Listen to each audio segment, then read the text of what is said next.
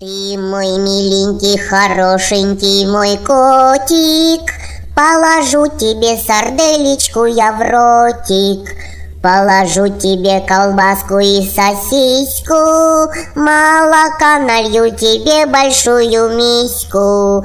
Надо много кушать, надо много спать, чтоб котом огромным и толстым стать.